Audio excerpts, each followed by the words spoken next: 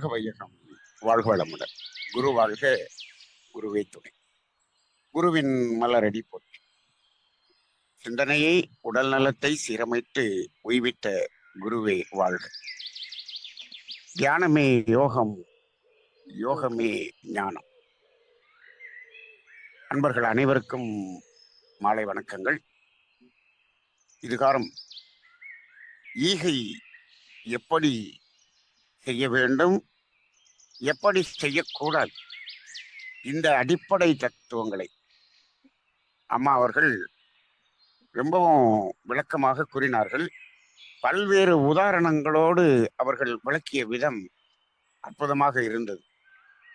இதில் அம்மாவுடைய அந்த உரையை கேட்கும் பொழுது எனக்கு ஒரு இடத்தில் அவர்கள் ஒரு அழுத்தமாக மகரிஷியினுடைய சில தத்துவங்களை ஆழ்ந்து அதை அழுத்தமாக கூறி இந்த உரையில் அவர்கள் சொன்னது நமது உண்மையான நமது தமிழ் ஆனந்த யோகத்தின் வெற்றி என்று நான் கருதுகிறேன். ஏனென்று சொன்னால், அந்த வாழ்க்கை தத்துவத்திலே தேவைகள் 3 என்பதை உணராமல் அறநெறி என்பதற்கு வர முடியாது. அதுவும் ஈகை என்பது சரியான வகையில் ஈகை செய்தல் என்பது இயலாது என்பதை அழுத்தி அவர்கள் கூறினார்கள். அதனால்தான் ஒவ்வொரு உரையிலுமே நமது வேதாத்திரிய தத்துவங்களை நாம் சொல்லும்போது தேவைகள் 3 என்பது இல்லாமல் இருக்கவே இருக்காது. என்னிடம் கூட பலர் கேட்பார்கள், இந்த தேவைகள் 3 என்பதை நீங்கள் எல்லா தத்துவத்தோடும் இணைத்து சொல்லுகிறீர்களே என்று கேட்பார்கள். அதாவது நமது தத்துவங்கள் அனைத்தும் நமது வாழ்க்கையை மாற்றுவதற்காக. இங்கு வாழ்க்கை எந்த இடத்தில் மாறியிருக்கிறது என்று சிந்தித்து பார்த்தால், அதாவது மனிதனுடைய வாழ்க்கை, இயல்பான வாழ்க்கை எந்த இடத்தில் தடம் மாறியது? ஏன்னா நம்ம சொல்லுவோம் தடம் மாறிய வாழ்க்கை என்று சொல்லுவோம். அந்த தடம் மாறிய இடம், நம்ம ஒரு போக வேண்டிய அந்த பாதையிலிருந்து பிரிந்து போய்விட்டோம். அந்த பிரிந்த இடம் எது என்பதை நாம் உணர வேண்டும் என்று சொன்னால், அந்த பிரிந்த இடம்தான் இந்த தேவைகள் 3. அப்ப அது மிக மிக மிக ஒரு முக்கியத்துவம் வாய்ந்ததாக இருக்கிறது. அதை அழுத்தமாக சொல்லி இந்த உரையை நிகழ்த்தியதற்கு அம்மாவுக்கு நன்றி. அது மட்டுமல்ல, அதை சொல்லிய அந்த தத்துவத்தோடு அந்த காஸ் அண்ட் எஃபெக்ட் சிஸ்டம், செயல் விளைவு தத்துவம், அதையும் இணைத்து இவங்க இந்த ஈகையில சொன்னாங்க. இப்போ இன்றைக்கு ஈகை என்பது சமுதாயத்தில் குறைந்ததற்கு காரணம் இந்த 2 தத்துவங்களும் தெளிவுபடுத்தப்படாமல் இருப்பதுதான் என்பதுதான் என்னுடைய ஒரு புரிதலாக இருக்கிறது. உண்மையான தேவை என்பது இன்று சமுதாயத்துக்கு சொல்லித்தரப்படவில்லை. தேவை என்று மனிதர்கள் அவர்களது மனதில் தோன்றியதெல்லாம் தேவைகள் என்று வந்துவிட்ட காலத்திலே இப்ப என்ன ஆகிவிட்டது, தேவைக்கு மேல் தானம் தர்மம் என்ற பழமொழியை அவர்கள் எடுத்துக்கொள்கிறார்கள். தன் தேவைக்கு மேல் தானம் தர்மம், தன் தேவை என்பது தான் நிர்ணயம் செய்த தேவை என்று எடுத்துக்கொண்டு அப்படி பார்த்தோம் என்று சொன்னால் யாருக்குமே தேவை நிறைவேறவில்லை. அப்ப தான தர்மம் என்பதற்கு இடமே இல்லை என்ற ஒரு நிலைக்கு சமுதாயம் போய்விட்டது. அப்ப இந்த இடத்துல அம்மா அந்த தேவைகள் 3 என்பதை அழுத்தமாக கூறும்போது, இந்த இடத்தில் நாம் அனைவருமே என்ன எப்படி இருக்கோம், தேவைக்கு மேல் இருப்பவர்களாகத்தான் இருக்கிறோம் என்ற உணர்வை இங்கு உணர்த்துகிறோம்.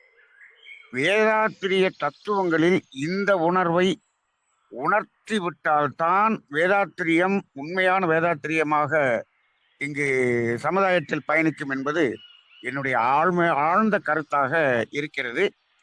ஒவ்வொருவரும் இப்போ இந்த புத்தக கலந்தாய்விலே அன்பர்கள் இதை விளக்குவதற்காக அவர்கள் எடுக்கக்கூடிய முயற்சியில் இந்த அடிப்படை தத்துவங்களை ஆழமாக புரிந்து கொண்டு சொல்லும்போது இதுதான் உண்மையான வேதாத்திரியம் சென்று சேர வேண்டிய ஒரு பாதை என்பதை உணர முடிகிறது. அதே போல செயல் விளைவு தத்துவம், இந்த இரண்டுமே இன்று சமுதாயத்தில் இருக்கு. சரி, இப்போ எப்படி ஈகை செய்ய வேண்டும் என்பதை விட எப்படி ஈகை செய்யக்கூடாது என்பதை அம்மா சொன்னதுதான் அதிகமாக இருந்தது. ஏனென்று சொல்ல அதுதான் இப்போ சாதாரணமா ஒரு நோய் என்று எடுத்துக்கொள்வோம். அதுக்கு மருத்துவர் இந்த நோயிலிருந்து விடுபடுவதற்கும் அடுத்து நோய் வராமல் இருப்பதற்கும் நீங்கள் என்ன செய்ய வேண்டும் என்று ஒரு லிஸ்ட் சொல்லுவார், என்ன செய்யக்கூடாது என்று ஒரு லிஸ்ட் சொல்லுவார். டூஸ் அண்ட் டோன்ட்ஸ் சொல்லுவாங்க. அதுல இப்போ இருக்கக்கூடிய சமுதாய வாழ்க்கையில எப்படி இருக்குன்னா, எதை செய்யக்கூடாது என்று சொல்ல வேண்டிய அந்த லிஸ்ட் அதிகமாக இருக்கிறது. எதை செய்ய வேண்டும் என்று சொல்லக்கூடியது மிகவும் குறைவாகத்தான் இருக்கிறது. அப்ப இப்ப என்னாச்சுன்னா, இந்த செய்யக்கூடாததை செய்யாமல் இருந்தாலே எல்லா துன்பங்களும் விலகிவிடும் என்ற அளவுக்கான ஒரு சூழ்நிலையில் நாம் இருக்கிறோம். அதே போலதான் இங்கும் ஈகை எப்படி செய்வது என்று சொல்வதை விட எப்படி செய்யக்கூடாது என்பதை இப்பொழுது அதிகமாக பேச வேண்டியதாக இருக்கிறது. ஏனென்று சொன்னால், நாம் செய்யக்கூடியதெல்லாம் ஈகை செய்கிறோம் என்று ஒரு தவறான புரிதல் பெரும்பாலும் இருக்கிறது. அப்ப அதை நாம் உணர்ந்து பார்க்கும் பொழுது, இப்போ தேவைகள் என்பது துன்பத்தை போக்கினால்தான் ஈகை. இது தெளிவா அம்மா சொல்லிட்டாங்க. துன்பம் போக்கியதுதான் ஈகை. அப்ப அந்த துன்பத்தை நாம என்ன பண்ணிட்டோம்? தமிழ் ஆனந்த யோகத்துல துன்பத்தை இரண்டாக பிரித்திருக்கிறோம். இயற்கை துன்பம், செயற்கை துன்பம் என்று இரண்டாக பிரித்து விட்டோம். இப்ப இயற்கை துன்பம் என்று சொன்னால் அதை கண்ணை மூடிட்டு அதை செய்து விடலாம். அது 100% ஈகை. அதை நம்ம அம்மா அழுத்தமா சொன்னாங்க. அப்ப இதைத்தான் மகர்ஷி அவர்கள் தேவையின்பால் ஏற்படும் எண்ணம், தெய்வீகத்தினால் வரக்கூடிய எண்ணம் என்று சொல்லி இருக்கிறார். அது இரண்டும் அது நன்மையை தவிர வேறு எதுவுமே இல்லை. அப்ப அதை 100% அதை அப்படியே நம்ம நடைமுறைப்படுத்தி விடலாம். அது எங்க இருந்தாலும் சரி. சரி, அப்ப அந்த தேவையின் அடிப்படையில் இருக்க வேண்டும். சரி, இப்ப செயற்கை துன்பம் அப்படிங்கிறது என்ன? தேவையை மீறி செயற்கையாக அனுபவித்து துன்பமாக மாற்றிக்கொண்டு துன்பத்தில் இருக்கிறார்கள். இப்ப அந்த துன்பத்தை போக்க வேண்டுமா வேணாமா? துன்பத்தை போக்க வேண்டும். ஏன்னா துன்பம் போக்குவதுதானே ஈகை. அப்ப அந்த துன்பத்தை போக்க வேண்டும் என்பது உண்மை. ஆனால் அந்த துன்பத்தை போக்கிவிட்டு துன்பத்தை மட்டும் போக்கி விட்டோம் என்று சொன்னால் அவர்கள் என்ன செய்வார்கள்? அந்த செயற்கை துன்பத்துக்குரிய செயல்களை மீண்டும் மீண்டும் செய்து கொண்டே இருப்பார்கள். அப்ப என்ன ஆகும்? மீண்டும் அதே துன்பம் வந்து கொண்டே இருக்கும். அப்ப மீண்டும் துன்பம் போக்க வேண்டும், மீண்டும் வந்து கொண்டிருக்கும். இப்படிதான் இருக்கிறது. அப்ப அந்த செயற்கை துன்பத்தை போக்கும் போது போக்கியவுடன் அந்த போக்குவது என்பது ஓரளவுக்கு ஈகை என்று சொன்னாலும் அந்த ஈகை எப்பொழுது முழுமை வரும் என்று சொன்னால், இந்த செயற்கை துன்பத்துக்கான காரணம் அவர் என்ன தவறு செய்தார், இதனால் தான் இது வருகிறது, இனிமேல் இந்த தவறை செய்யாமல் இருக்க வேண்டும் என்று அவருக்கு கொடுக்க வேண்டிய கவுன்சிலிங் ஒன்று இருக்கு இல்லையா, அதுதான் அறிவு தானம். அதுதான் அந்த ஈகையை முழுமை வர செய்கிறது. அப்ப அதை செய்யலை அப்படின்னு சொன்னோம்னா அது முழுமையாகாது. இப்போ நாம இத செயற்கை துன்பத்துக்கு சொல்லிட்டோம். ஆனால் ஜீசஸ் கிரைஸ்ட் என்ன சொல்றாரு? இயற்கை துன்பத்துக்கே அப்படி சொல்றாரு. ஒரு பசி என்பது இயற்கை துன்பம் தான். அப்ப பசித்தவனுக்கு சாப்பாடு கொடுக்குறோம் அப்படின்னு சொன்னா அவர் என்ன சொல்றாரு? நீ சாப்பாடு கொடுத்துட்டேன்னா அடுத்து திருப்பி பசிக்கும், திருப்பி வருவான், திருப்பி பசிக்கும், திருப்பி வருவான், கேட்டுக்கொண்டே இருப்பான். அப்ப அவனுக்கு சாப்பாடு கொடுக்கறதோட அடுத்து அவன் அந்த இயற்கை துன்பத்தை தேவையை எப்படி நிறைவு செய்து கொள்வது என்ற அறிவையும் கொடுத்து விடுங்கள் என்று சொல்றார். அதைத்தான் என்ன சொல்றாரு? பசிக்கு மீன் கொடுப்பதை விட மீன் பிடிக்க கற்றுக் கொடுங்கள் என்று சொல்கிறார். அப்ப அது என்ன? இது அவனுக்கு கற்றுக் கொடுத்து விட்டால் அது நிரந்தரமாக அவனது துன்பத்தை நீக்கக்கூடியதாக மாறிவிடுகிறது. அப்ப அந்த அடிப்படை தேவைக்கே அப்படி சொல்லும்போது அந்த செயற்கை துன்பத்துக்கு கண்டிப்பாக சொல்ல வேண்டும். ஆனால் இப்பொழுதெல்லாம் மருத்துவத்தில் கூட அந்த கவுன்சிலிங் அப்படிங்கறத சொல்றது இல்லை மருத்துவர்கள். கேட்டா நேரம் இல்லை என்று சொல்லுகிறார்கள். அந்த அளவுக்கு கூட்டம் இருக்கிறது. இன்னொன்னு என்னன்னா, அதை சொல்லும்போது அவர்கள் மீண்டும் அந்த துன்பத்துக்கு வராமல் இருந்து விடுவார்கள். இது ஒரு வியாபாரமாக போனதால் அவர்கள் துன்பம் போக்கிக் கொண்டே இருக்கிறார்கள், இவங்கள் துன்பத்தை பெருக்கிக் கொண்டே இருக்கிறார்கள். இது ஒரு தொடர் வியாபாரமாக சென்று கொண்டிருப்பதை பார்க்கிறோம். அப்ப அந்த அடிப்படையிலும் இருக்கிறது. இப்போ இன்னும் என்னன்னா, இந்த ஈகை என்பதில் தவறுகள் எங்கெல்லாம் நடக்கிறது நிறைய சொன்னாங்க. இந்த ட்ரஸ்ட் அதுல நிறைய சொன்னாங்க. இந்த ட்ரஸ்ட்ன்னு ஆரம்பிச்சு எப்படியெல்லாம் செய்கிறார்கள். அப்ப அவர்களெல்லாம் நாங்கள் துன்பம் போக்கும் ஈகை செய்கிறோம், தொண்டு செய்கிறோம் என்று அமைப்பை ஏற்படுத்தி விட்டார்கள். அந்த அமைப்பில் அவர்கள் செய்வது உண்மையான தொண்டா இல்லையா என்பதை ஆராய்ச்சி செய்யாமல் நாமெல்லாம் பணத்தை அங்கு கொடுத்து விட்டு நாம் ஈகை செய்து விட்டோம் என்று நம்பிக்கொண்டிருக்கிறோம். ஆனால் இதில் பெரும்பாலும் இது தவறாக இருக்கிறது. அரசாங்கம் கூட இப்ப இந்த என்ஜிஓஸ்ங்கிற இருக்கக்கூடிய அந்த அறக்கட்டளைகளில் கிட்டத்தட்ட ஒரு குறிப்பிட்ட சதவிகிதத்தை கேன்சல் செய்ய கிட்டத்தட்ட பாதி அளவுக்கு இப்பொழுது இல்லை என்று சொல்லுகிறார். அது எல்லாத்தையும் அவர்கள் அந்த அதனுடைய அப்ளிகேஷனையே கேன்சல் பண்ணிட்டதாகவெல்லாம் சொல்றாங்க. அப்ப இந்த அளவுக்கு மாறிவிட்ட ஒரு சமுதாயமாக இருக்கிறது. அப்ப இன்னும் அதை நாம் என்ன பண்ண வேண்டி இருக்கிறது? சரியான இடத்தை தேர்ந்தெடுத்து கொடுக்க வேண்டும் என்பதாக இருக்கிறது. அப்படி பார்க்கும் பொழுதுதான் இப்ப மகரிஷி என்ன சொல்றாரு, இன்று பொருள் வறுமை என்பது இல்லை. அப்ப பொருள் தானம் செய்யக்கூடிய அந்த அறக்கட்டளைகள் என்பது நிறைய இருக்கிறது. அதெல்லாம் தேவையில்லாததுக்கு கொடுக்கிறது. அப்படி இல்லை என்று சொன்னால் அதுல பாதி அது ஃப்ராடு நடக்கிறது. அப்ப என்ன பண்ற, அறிவு தானம் கொடுக்கக்கூடிய அந்த ஈகை அப்படிப்பட்ட அமைப்புகளில் சரியாக செய்து கொண்டிருந்தால் அங்கு கொடுப்பதுதான் ஒரு ஈகையாக இருக்கும் என்று அவர்கள் சொல்லுகிறார்கள். இன்னும் ஒரு விஷயம், ஒரு ஒரு உதாரணம் நல்லா சொன்னாங்க அவங்க. அதாவது இது ஒரு அமைப்பிட்ட கொடுத்துட்டோம், ஏதோ ஒரு இடத்துல கொடுத்துட்டோம், இது அங்கு சென்று அடைந்ததா? இப்போ ஒரு கர்மயத்தில் ஒரு மனிதன், அந்த துன்பத்தில் இருக்கக்கூடிய மனிதன் துன்பம் நீங்கி அந்த துன்பம் நீங்கிய உணர்வை உணர்கிறான் அல்லவா?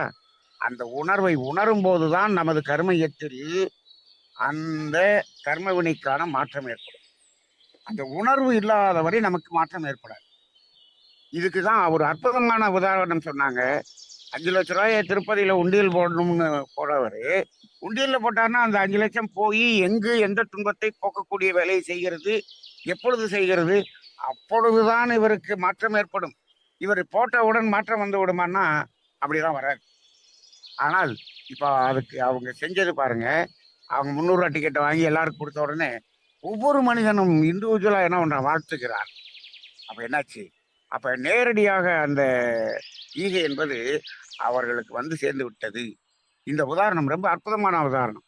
அது ஒரு துன்பம் என்ற ஒரு நிலையை நேரடியாக போக்கக்கூடியதாக இருக்கு. அதனாலதான் நம்ம சொல்லுவோம், துன்பம் போக்கும் அந்த ஈகை என்பதை முடிந்த அளவுக்கு நேருக்கு நேராக நேரடியாக செய்ய முயற்சி செய்யுங்கள். அப்படி இல்லை என்று சொன்னால் சரியான அமைப்பை சரியாக செய்கிறவர்களை கண்டுபிடித்து அவர்கள் மூலமாக செய்யுங்கள். ஏன்னா சில விஷயங்கள் அமைப்பாக செஞ்சாதான் சரியா இருக்கு, நல்லது. அப்ப அமைப்பாக செய்யக்கூடிய இடத்தில் அது சரியான அமைப்பாக இருக்கிறதா என்பதை நாம் உணர்ந்து அப்படி செய்ய வேண்டிய ஒரு நிலையில் இருக்கிறோம். ஆக இந்த அடிப்படையிலே இந்த ஈகை என்பது எப்படியெல்லாம் செய்யக்கூடாது என்பதை நாம் இன்று நன்றாக உணர்ந்திருக்கிறோம். இதில் ஒரு உச்சகட்டமான நிலை என்ன என்று சொன்னால் இந்த அன்னதானம் என்பது. அன்னதானம் தானத்தில் சிறந்தது என்று சொன்னார்கள். அது எப்பொழுது? அந்த சாப்பாடே கிடைக்காமல் இருந்த ஒரு காலத்தில். ஆனால் இப்பொழுது சாப்பாட்டுக்கே இல்லை என்று சொல்பவர்கள் மிக குறைவு. அப்ப இப்ப இருக்கிறவங்களுக்குலாம் அன்னதானம் போட்டோம்னா என்ன ஆகுது? ஒண்ணு சாப்பிட்டவனே திருப்பி சாப்பிடுறான். அப்படி இல்லைன்னா இங்க அன்னதானம் போடுறதுனால வீட்டுல யாரும் சமைப்பதில்லை.